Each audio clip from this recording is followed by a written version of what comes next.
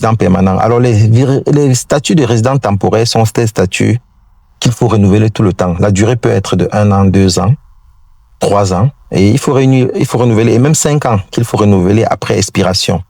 Et à côté de ça, il y a ce qu'on appelle les résidents temporaires, les résidents permanents, pardon. Ceux-là ont été acceptés définitivement. Ils ont presque le même statut que le visa de citoyen du pays. Voilà. Donc, quand vous n'êtes pas encore un résident permanent dans un pays, il faut savoir que vous êtes dans une situation précaire et vous ne devez pas vous engager dans les activités économiques qui peuvent dégringoler ou qui peuvent être identifiées comme étant à risque à tout moment.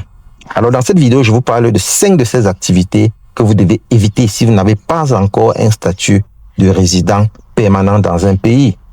Alors, et le premier business, c'est quoi? C'est tout business qui vous impose de pouvoir signer un bail commercial à long terme.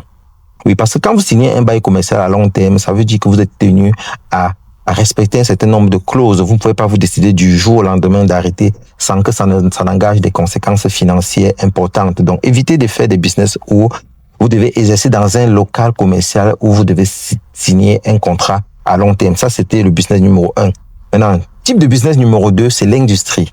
Évitez de vous lancer dans l'industrie quand vous n'êtes pas encore un citoyen ou vous êtes un résident